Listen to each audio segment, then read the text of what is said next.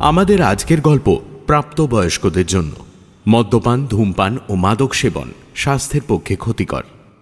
বাংলা সাহিত্যের রোমাঞ্চকর কিছু গল্প দিয়ে সাজানো আমাদের এই বিশেষ নিবেদন সানডে সাসপেন্স।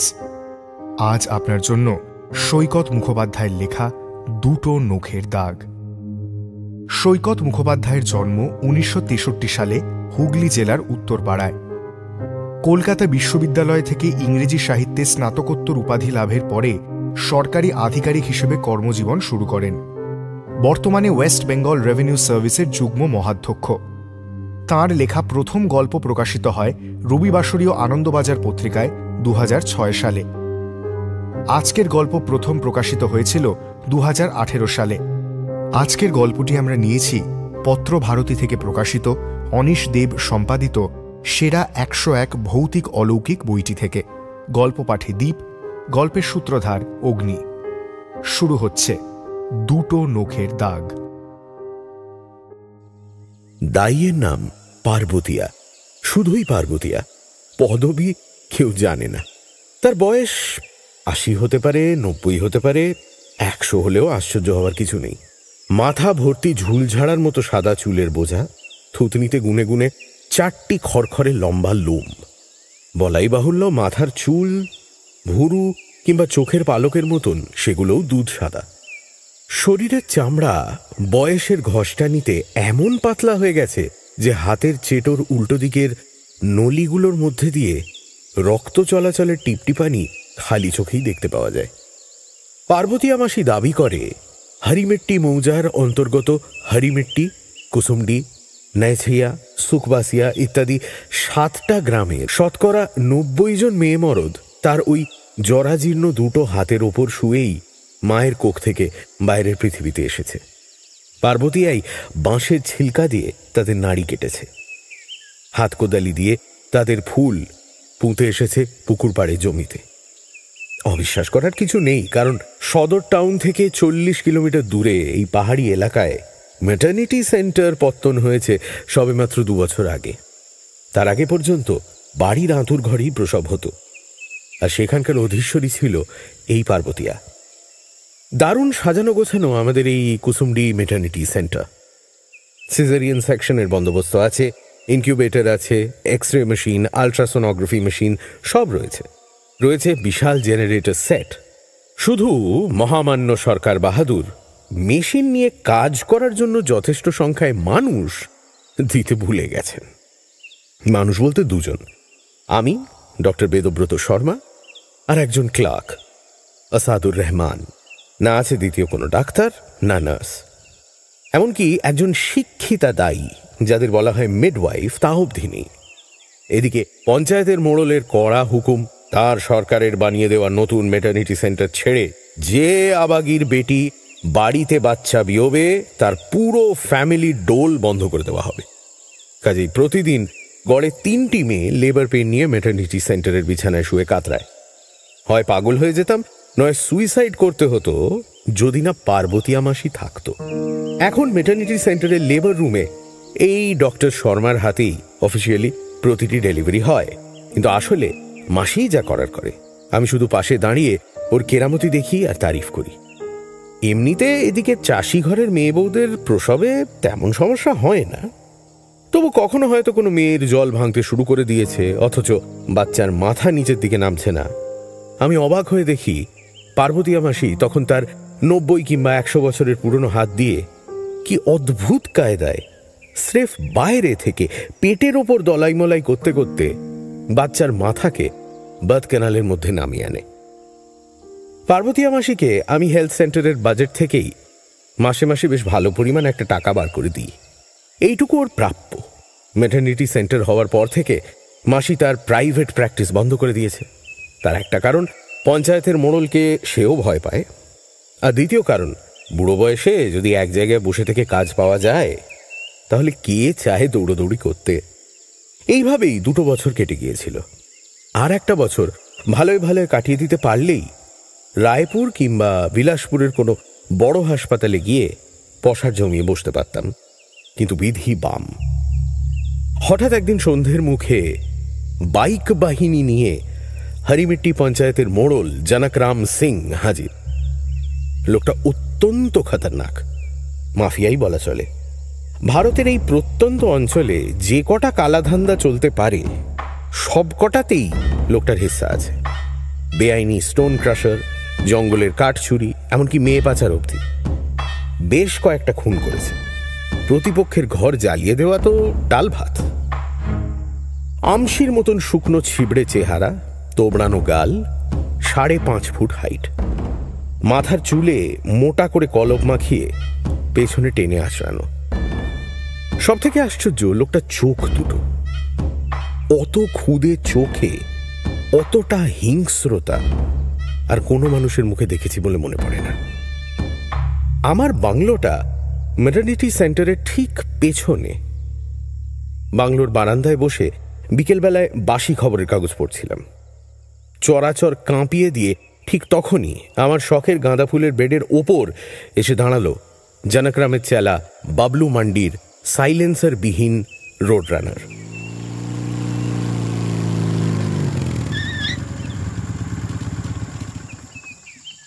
পিনিয়ন থেকে ধুতির কোঁচাটা সামলে নেমে এলো জনকরাম সিং।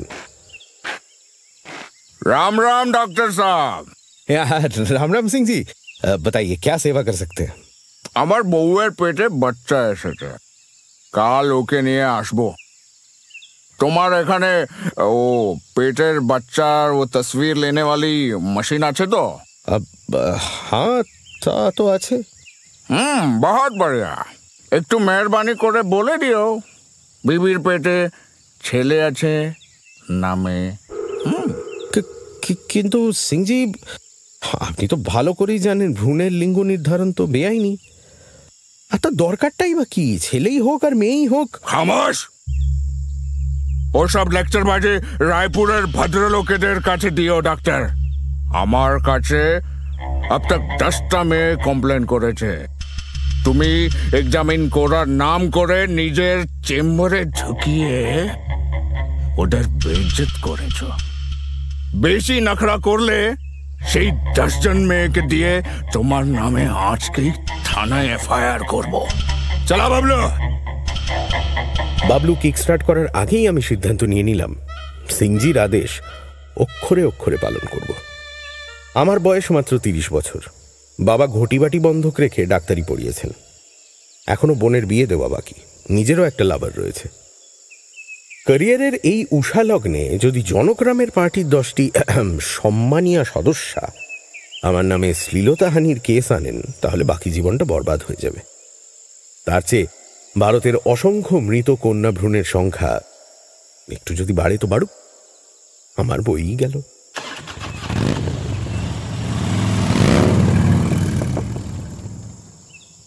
জনকরাম এন্ড কোম্পানি ধুলো উড়িয়ে চলে যাওয়ার পরেও অনেকক্ষণ থম মেরে দাঁড়িয়েছিলাম। হুঁশ ফিরল পিছন দিক থেকে ভেসে আসা কান্নার শব্দে।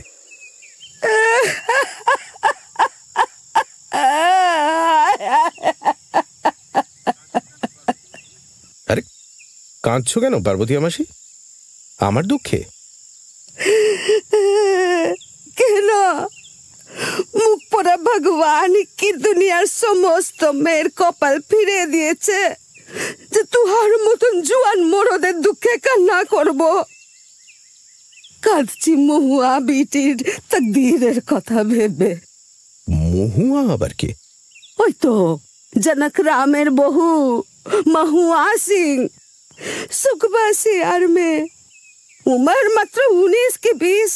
রায়পুরের কলেজে লিখাই পড়াই করছিল। লক্ষ্মী মাইয়ার মতন সুরত। জনকরাম ওকে পিছলা বসে ঘর থেকে গুন্ডা দিয়ে তুলে আনা করে শাদি করেছে। 33রা শাদি। বলো কি মাসি, লোকটা দুটো বউ আছে, তারপরেও আর একটা? আগে দুটো বউ তার মানে ছেলে দিতে পারেনি বোধহয়। এইসব পয়সাওয়ালা বদমাশগুলো যতক্ষণ পর্যন্ত না একটা উত্তরাধিকারীর মুখ দেখছে ততক্ষণ অবধি। না না, আগে দুটো বিবির বেটা আছে, বিটিও আছে। সবই তো এই আমরা হাতে ডেলবারি। ও তো তবে বাবুয়া, খুবই sad case, very danger. Sad কেন? जनक रामेर ছেলে মেয়েগুলা সব বিমার আর অন্ধা হয়ে জন্মায়। দুটো বিবির ওই রকম কয়েকটা বাচ্চা জন্মের পরেই মারা গেছে। अभी যে দুটো বেঁচে আছে সে দুটা অন্ধা তো বটেই, তাছাড়া যত উম্মার হচ্ছে তাতে খেপা হয়ে যাচ্ছে, সারাক্ষণ মুখ দিয়ে নাল পড়ে। এ দুটাও বেশি দিন বাঁচবে না। আমার চোয়াল দুটো শক্ত হয়ে গেল। আর চোখে পার্বতী আর মুখের দিকে তাকালাম। দেখলাম ও দূরে পাহাড়ের দিকে তাকিয়ে বসে আছে।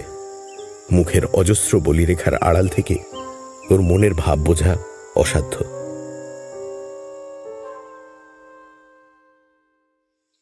পরের দিন খুব সকালেই সিং দম্পতি আমার সেন্টারে পদধূলি দিল।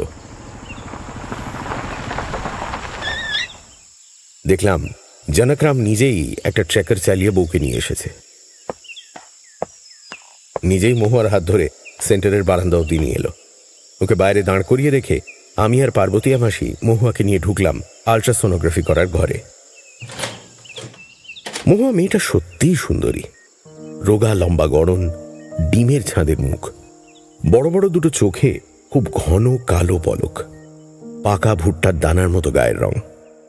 আমার নিজেরই চিন্তা হচ্ছিল যদি ইউএসজিতে দেখা যায় পেটে মেয়ে আছে তাহলে তো জনকরাম অবধারিতভাবে বলবে অ্যাবর্ট করার কথা।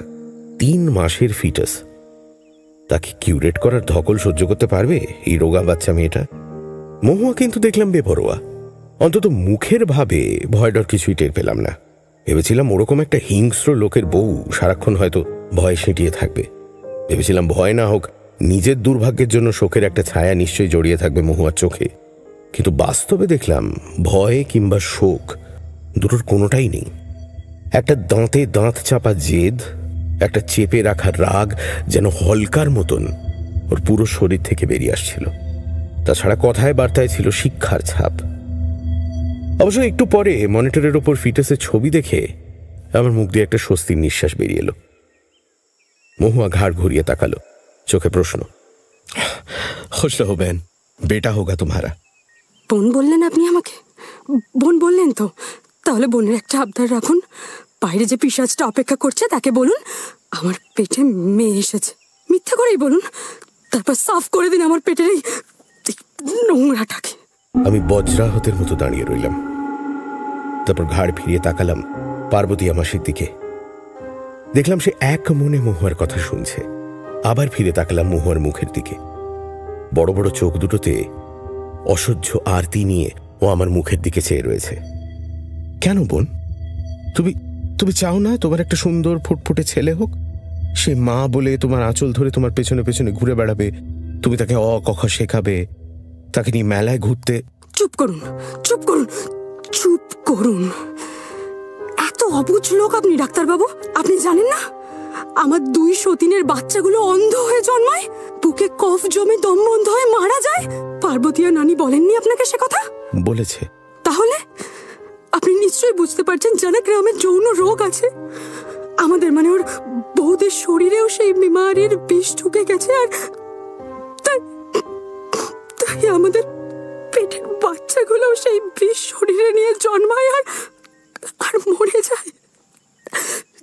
এই যে আমার পেটের মধ্যে যে বাচ্চাটা বেড়ে উঠেছে এটাও তো ওই রোগ নিয়েই জন্মাবে, অন্ধ হবে, অসহ্য কষ্ট পাবে, তারপর মরবে। এর যে এখনই মেরে ফেলুন না ডাক্তারবাবু। পারবো না বোন, আমি ডাক্তার, বিনা কারণে ভ্রূণ হত্যা করতে পারি না। বিনা কারণে? আমি যা বললাম সেটা আপনার কাছে যথেষ্ট কারণ বলে মনে হচ্ছে না ডাক্তার সাহেব। অথচ আপনি তো ইউএসজিতে মেয়ে ভ্রূণের ছবি পেলে আজ কিংবা কালকের মধ্যে সেটাকে মেরে ফেলতেন। সত্যি বলুন তো, ফেলতেন না? শোনো বোন, আমি চেষ্টা করব যাতে তোমার বাচ্চার শরীরে সিফিলিসের জার্ম না পৌঁছয়। দরকার হলে স্পেশালি নার্স, অ্যানেস্থেটিস্ট এনাদের এখানে আনিয়ে তোমার সিজারিয়ান সেকশন করব। বার্থ ক্যানালটাকে এড়িয়ে যেতে পারলে হয়তো বাচ্চাটা, যাকে অত সব তুমি বুঝবে না, এইটুকু জেনে রাখো তোমার বাচ্চা যদি সিফিলিসের জার্ম শরীরে নিয়েও জন্মায় আমরা মডার্ন মেডিসিন দিয়ে তাকে সারিয়ে তোলার চেষ্টা করতে পারি। জি ডাক্তার সাহেব, জি। আপনারা পুরুষ মানুষেরা সব এরকম, শুধু শরীর চেনেন আর পয়সা, মন চেনেন না। যদি চিনতেন তাহলে বুঝতে পারতেন একটা পাপের বীজ নিজের শরীরের ভেতরে নিয়ে ঘুরে বেড়াতে কেমন লাগে। কি জানি আমার শরীরের ভেতরে কি ফুলে ফেপে উঠছে, ভাবলেই আমার উল্টে আছে। সচ বলছি ডাক্তার সাহেব, ডাক্তার সাহেব মেহরবানি করুন ডাক্তার সাহেব। আমার পাথরের মতন মুখের দিকে তাকিয়ে হঠাৎ চুপ করে গেল মহুয়া। তারপর পাগলের মতো বিছানা থেকে লাফ মেরে উঠে পার্বতীকে জড়িয়ে ধরে কাঁদতে কাঁদতে বলল, তুমি কিছু একটা করো নানি, তুমি তো নিজেও একজন অনাথ, তুমি তো আমার দুঃখ বুঝবে। একটা শেকড় বিষ মরি যাও, কিছু দাও নানি, যাতে পাপটাকে আমি খালাস করতে পারি। सबर कर बेटी, सबर कर, ভগবান আছে, সব ঠিক হয়ে যাবে।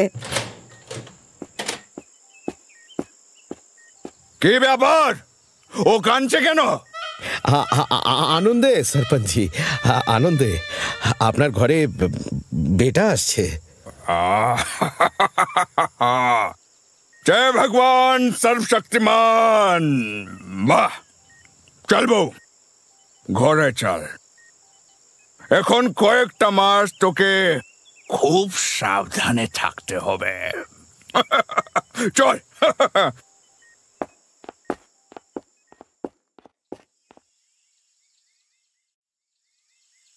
আমাদের মেটার্নিটি সেন্টারের নতুন বিল্ডিং এর পেছন দিকটায় একটা বহু পুরনো একতলা বাড়ি রয়েছে। ওইটাই ছিল আদি বাড়ি। গভর্নমেন্টের অনুদানে রাস্তার গায়ে নতুন বাড়ি তৈরি হওয়ার পর পুরনো বাড়িটা ভুতুড়ে হয়ে পড়ে আছে। 2 বছরেই বাড়িটার গায়ের পলেস্তারা সব খসে পড়েছে, বটচারা গজিয়ে গিয়েছে কার্নিশের ফাঁকে। কিছুদিন হলো ওই বাড়িটার ভেতরে একটা বাদুড় পরিবার বাসা বেঁধেছে। আমার কোয়ার্টারের বারান্দায় বসে দেখতে পাই সূর্য ডোবার সঙ্গে সঙ্গেই ভাঙা জানলার ফাঁক দিয়ে এক এক করে 6টা বাদুড় বেরিয়ে প্রথমে কিছুক্ষণ আকাশে চক্কর মারে, তারপর কোন দূরের গ্রামের ফলবাগানের দিকে চলে যায় কে জানে। কত ভোরে ওরা আবার ফিরে আসে তাও জানি না। আমি অত সকালে কোনোদিনই উঠতে পারি না, তবে দিনের বেলায় মাঝে মাঝেই ওদিক থেকে প্রবল কিচমিচ শব্দ ভেসে আসে। বাদুড় নিয়ে এত কথা বলার কারণ একটাই, আমি প্রাণীগুলোর জন্য চিন্তিত। জনকরাম আর তার দলবলের মধ্যে একটা জান্তব হিংস্রতা আছে, সেটা ফুটে বেরোয় ওদের শিকার অভিযানগুলোর মধ্যে দিয়ে। ওরা যখন মানুষ শিকার করে তখন তাকে বলে খালাস, যখন অন্য কোনো পশু পাখি শিকার করে তাকে বলে পটশট। আমি 2 ধরনের শিকারের মধ্যে বিশেষ কোনো তফাৎ খুঁজে পাই না। কাক শকুনের মাংস ছাড়া ওরা সব খায়, কচ্ছপ, সাপ, বক, পানকৌড়ি এবং হ্যাঁ, বাদুড়ও খায়। তবে ভরসার কথা একটাই, বাদুড়গুলো এবার খুব ভালো জায়গায় আস্তানা গেড়েছে। গাছের ডালে ঝুলে থাকলে প্রথম দিনেই সাবার হয়ে যেত। পুরনো ঘরের মধ্যে বাসা বেঁধেছে বলে এখনো ওরা চোখ এড়িয়ে থাকতে পারছে, তবে কদিন থাকতে পারবে জানি না। মহুয়ার কথা প্রায়ই ভাবি। মহুয়া ভালো নেই, কিন্তু ওর পেটের বাচ্চা ভালো আছে। ভাবি মানুষ কি অসহায় জীব, তার বুদ্ধি আর চেতনা গত 20,000 বছরে রকেটের স্পিডে উপরে উঠে গেছে। দুনিয়ার আর কোনো প্রাণী কোনোদিনই তা নাগাল পাবে না। অথচ সেই চেতনাকে বয়ে নিয়ে চলেছে যে খাঁচাটা, এই যে শরীর, সেটা তেমন কিছুই পরিবর্তন ঘটেনি। যেন একটা আদ্যিকালের মোবাইল ফোনে ভরে দেওয়া হয়েছে অত্যাধুনিক সিম কার্ড। সফটওয়্যারে পরিবর্তন হয়েছে, হার্ডওয়্যার একই রয়ে গেছে।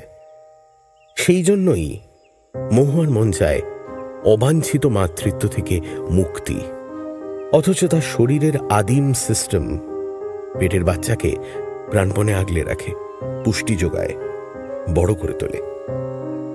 শুধু ইচ্ছা শক্তির জোরে কোনো নারী পারে না নিজের পেটের বাচ্চাকে মেরে ফেলতে। মহুয়াও পারল না। পার্বতী মাসির কাছে শুনতাম মহুয়া নাকি গৃহবন্দী হয়ে রয়েছে। তার মনের কথা বুঝে ফেলতে জনকরামের মতন ধূর্ত লোকের বেশি দিন লাগেনি।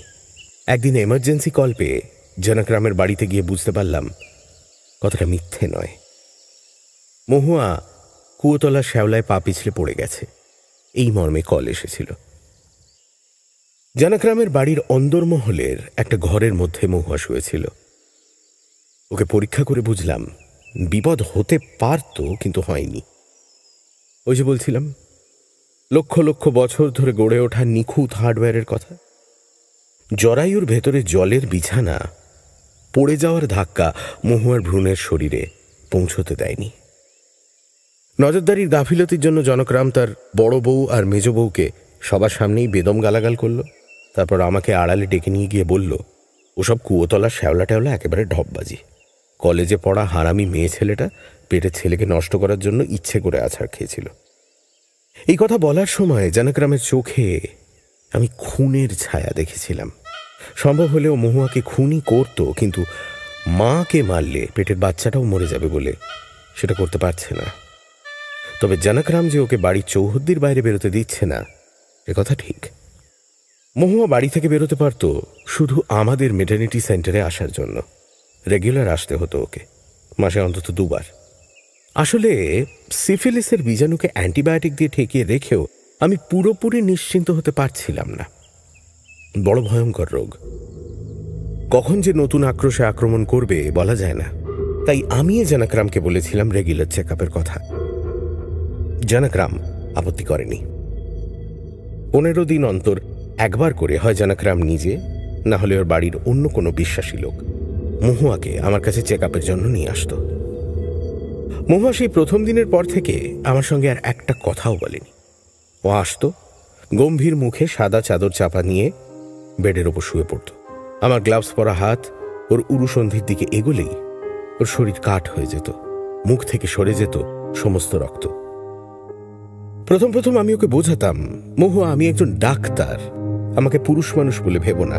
আমার পাশে দাঁড়িয়ে পার্বতী আমাসিও একই কথা বোঝাতো, কিন্তু কোনো ফল হতো না। কিছুদিন পরে অবশ্য বুঝতে পেরেছিলাম মহুয়ার সংকোচটা আমি পুরুষ মানুষ বলে নয়, আমি জানোয়ার বলে। ও আমাকে একটা জানোয়ারের বেশি কিছু ভাবে না। অবশ্য কেনই বা ভাববে?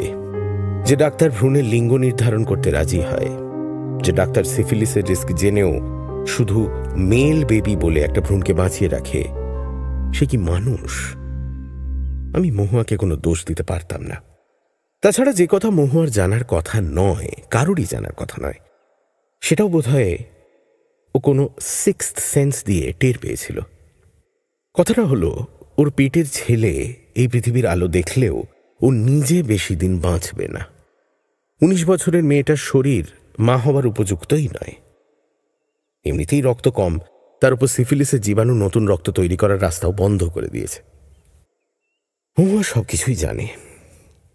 ওর মধ্যে একটা হতাশা আর ক্লান্তি দেখতে পেতাম।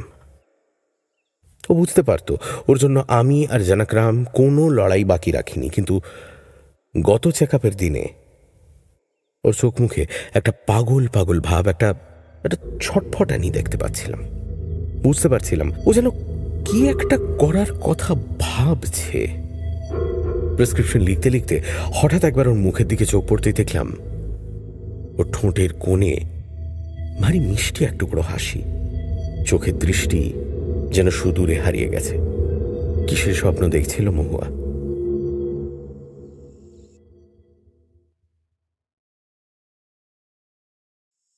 মহুয়া হারিয়ে গেছে। না না, হারিয়ে যায়নি মহুয়া, মহুয়া পালিয়ে গেছে। কি যাতা বলছি। আসলে মহুয়া প্রথমে হারিয়ে গিয়েছিল, তারপর বোঝা গিয়েছে মহুয়া পালিয়ে গেছে। সবচেয়ে সর্বনেশে ব্যাপার, মহুয়া হারিয়ে গেছে কিংবা পালিয়ে গেছে আমারই হেফাজত থেকে, এই মেটার্নিটি সেন্টার থেকে। বলেছিলাম না মহুয়া বাড়ি থেকে বেরোতে পায় একমাত্র এইখানে আসার জন্য। আজ বিকেলেও সেই রকম চেক আপের জন্যই এসেছিল। আজকে মহুয়া এসেছিল একজন কাজের মেয়ের সঙ্গে। জনকরাম নাকি আগের দিনই বাইরে কোথায় ইলেকশনের প্রচারে বেরিয়েছে, তাই আসতে পারেনি। আমার চেক আপের কাজ সারা হয়ে গিয়েছিল।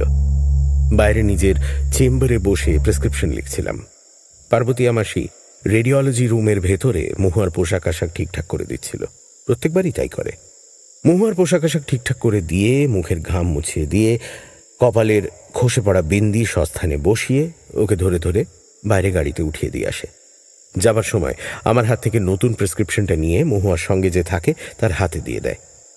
কিন্তু এবার প্রায় 15 মিনিট কেটে যাওয়ার পরেও পার্বতী মাসি কিংবা মহুয়া কেউই বেরোলো না।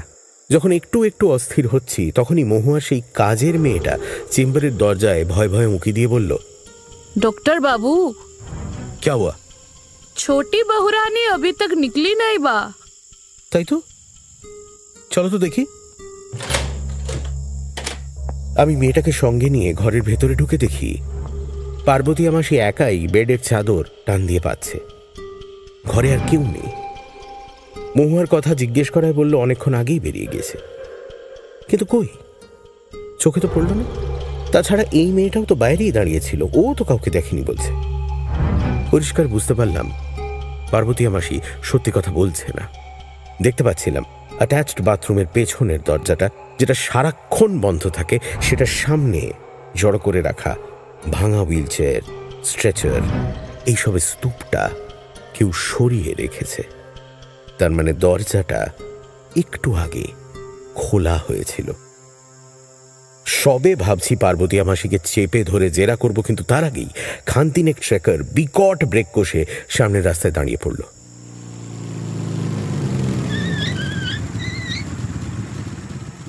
সরপঞ্চ জনকরাম সিং এর নামে জয়ধ্বনি করতে করতে গাড়িগুলো থেকে লাফিয়ে নামলো প্রায় 30 জন লোক। সবার সামনে জনকরাম নিজে, তার গলায় গাঁদা ফুলের মালা, পরনে কুসুম ফুলের হলুদ রঙে চোবানো ধুতি, মাথায় নতুন লাল গামছার পাগড়ি, তার সাঙ্গপাঙ্গদের হাতে টাঙ্গি, তীর ধনুক, গাদা বন্দুক ইত্যাদি। প্রত্যেকেরই পা তাড়ির নেশায় টলমল করছে। বুঝলাম প্রচার অভিযান সাকসেসফুল হয়েছে। এসব তারই বহিঃপ্রকাশ। চেলাদের বাইরে রাস্তায় দাঁড় করিয়ে রেখে ম্যাটারনিটি সেন্টারের বারান্দায় উঠে এলো জনকরাম। আমার নৌকরানিকে বাইরের রাস্তায় দেখতে পেয়ে বুঝলাম মহুয়া এখনো এখানেই আছে। তো তোমার কাজ কি হয়ে গেছে ডাক্তার? তাহলে ওকে সঙ্গে নিয়েই চলে যায়। আমি আমতা আমতা করে জনকরামকে মহুয়ার হারিয়ে যাওয়ার কথা বললাম। রাগ নয়, উদ্বেগ নয়। সব শোনার পর জনকরামের মুখে একটা অদ্ভুত আনন্দের হাসি ফুটে উঠল। অনেকটা একটা বাচ্চার হাতে নতুন খেলনা তুলে দিলে যেরকম হাসে, সেই রকম আপন মনেই বলল,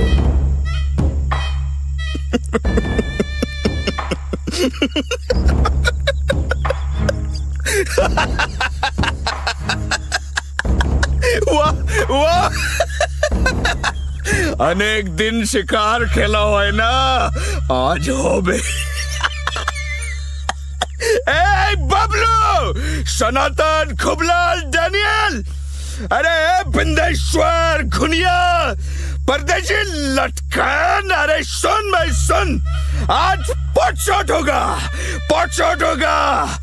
अभी होगा, यही होगा, इसी वक्त होगा। जाओ जाओ, अपनी अपनी पोजीशन ले लो। पोजीशन? कहाँ पोजीशन ले मालिक? रुको, अभी बताता हूँ।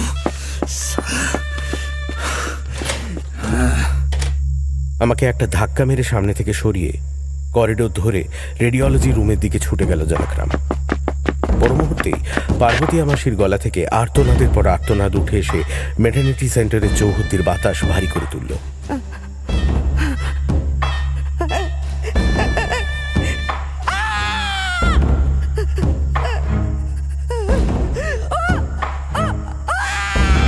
অল্প যে কয়েকজন পথচারী মজা দেখার জন্য গেটের বাইরে দাঁড়িয়েছিল, তারা যে যার মতন জোর পায়ে হাঁটা লাগালো উল্টো বাগে। ওদের মতন আমিও বুঝতে পারছিলাম এইবার মৃত্যুর অধিক এক খেলা শুরু হতে চলেছে। হঠাৎই পার্বতী মাসির আর্তনাদ থেমে গেল।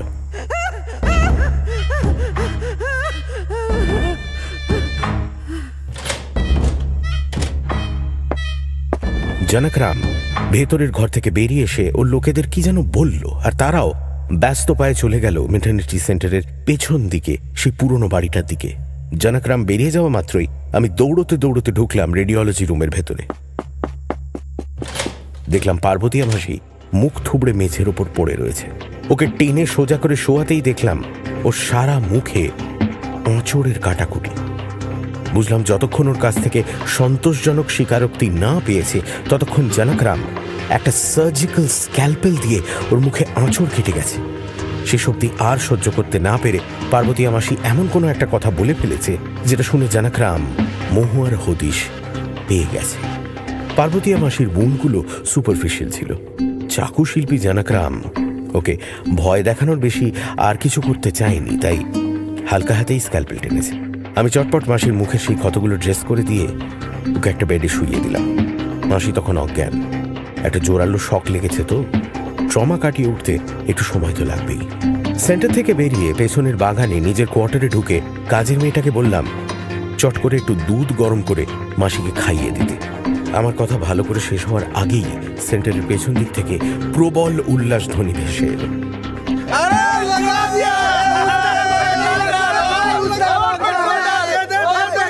আমি দৌড়ে গিয়ে জানলায় দাঁড়ালাম। এখান থেকে ভাঙা বাড়ি সমেত পেছনের জমির পুরোটাই দেখা যায়। দেখলাম আশ্চর্য এক কাণ্ড শুরু করেছে জানকরামের লোকজনেরা। ভাঙা বাড়িটা যে কটা জানলা খোলা ছিল সেগুলোর সামনে ওরা বাদুড় ধরার জাল টাঙিয়ে ফেলেছে। তারপর ভিজে খড়ের আঁটিতে আগুন ধরিয়ে ফাঁক ফোকরের মধ্যে দিয়ে বাড়িটার ভেতরে ধোঁয়া ঢোকাতে শুরু করেছে। খড়ের আঁটিতে কোনো কেমিক্যাল মিশিয়ে দিয়েছিল নিশ্চয়ই, কারণ ওরকম বিষাক্ত গন্ধ শুধু খড়ের ধোঁয়ায় হয় না। দেখলাম পরপর 4টে বাদুড় ভাঙা জানলার মধ্যে দিয়ে ছিটকে বেরিয়ে এলো, আর বেরিয়ে এসেই জড়িয়ে পড়লো জালের মধ্যে। আমি ওদের চিনি, এরা ছানা বাদুড়, 4টি ভাই বোন। ওদের ফ্যামিলিতে এই 4 জন ছাড়া রয়েছে ওদের বাপ মা। বাপ মায়ের কথা ভাবতে ভাবতেই মাঝারি সাইজের মা বাদুড়টা বেরিয়ে জালে আটকে পড়ল। তার মানে বাকি রইল শুধু পুরুষ বাদুড়টা। এবার নিশ্চয়ই সেটা বেরোবে। হঠাৎ আমার পাশ থেকে চূড়ান্ত অবাক গলায় কি যেন বলে উঠল, अरे वो कौन निकल रही है पीछे से? পাশে তাকিয়ে দেখলাম আমার কাজের মেয়েটা তখনও পার্বতীয়ার কাছে গিয়ে উঠতে পারেনি। গোলমালের শব্দে সে কখন যেন আমার পাশের জানলাটার গড়াতে মুখ লাগিয়ে দাঁড়িয়ে পড়েছে। কিন্তু মেয়েটা কি দেখে এত অবাক হলো? ও আমাকে আঙুল তুলে দেখালো, अरे वो देखिए, वो पीछे वाला खिड़की देखिए। দেখলাম ঘন ধোয়ার আড়ালে কখন যেন ভাঙা বাড়িটার পেছন দিকের একটা জানলা কেউ আস্তে আস্তে খুলে ফেলেছে। সেই গরাদ ভাঙা জানলার ফাঁক দিয়ে 2টো হাত খুব সাবধানে খুব যত্নে যে মেয়েটাকে বাইরের জমিতে নামিয়ে দিচ্ছে সে আর কেউ নয়, মহুয়া সিং। মাটিতে পা দিয়েই মহুয়া দৌড়লো পেছনের জঙ্গলটার দিকে। কিন্তু বাড়িটাকে ঘিরে দাঁড়িয়ে থাকা অতজন শিকারী চোখ এড়িয়ে যাওয়া তার পক্ষে সম্ভব ছিল না। পালাতে পারল না মহুয়া। জানকরাম নিজে এগিয়ে এসে ওর ঘাড় ধরে ঠেলতে ঠেলতে সামনের রাস্তার দিকে নিয়ে চলল। মহুয়া কিছুতেই যাবে না। ও বারবার মাটিতে পা গেঁথে দাঁড়িয়ে পড়ছিল, চিৎকার করে কাঁদছিল।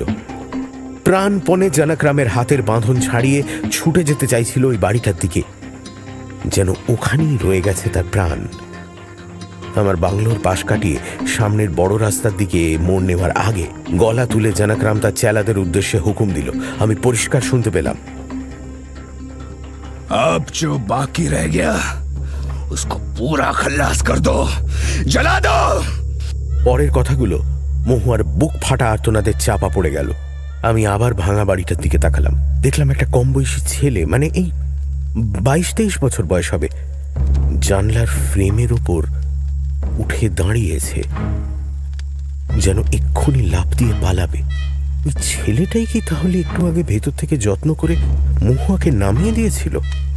এও দেখলাম যে বাবলু মান্ডি মাটির ওপর হাঁটু গেড়ে বসে খুব যত্ন নিয়ে চোখের সামনে ধনুকটাকে তুলে ধরে ছেলেটার দিকে টিপ করছে। ছেলেটা লাফ মারার আগেই টং করে ধনুকের ছিলা ছেড়ে দেওয়ার শব্দ হলো, আর ছেলেটাও যেন স্লো মোশনে জানলার ওপর থেকে আবার ঘরের ভেতরে উল্টে পড়ল। হো হো আওয়াজ তুলল শিকারীর দল।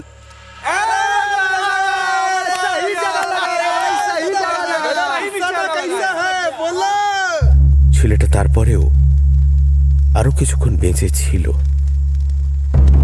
মনে হয় বাবলু ইচ্ছে করেই বুকে কিংবা মাথায় না মেরে তীরটা মেরেছিল তার বাঁ কাঁধের ওপরে, যাতে সে আরো কিছুক্ষণ বেঁচে থাকে।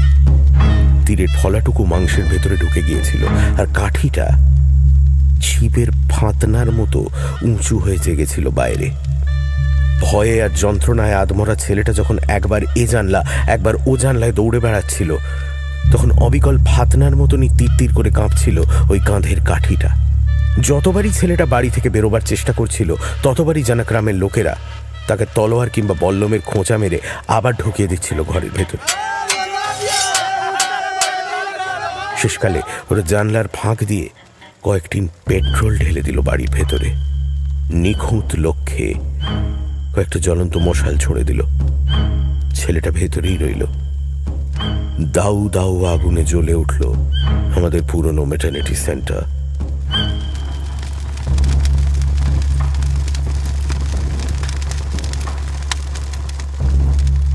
জনগ্রামের লোকেরা 5টা বাদুড়কে জাল থেকে ছাড়িয়ে নিয়ে ট্রেকারে উঠে চলে গেল ভাটিখানার দিকে।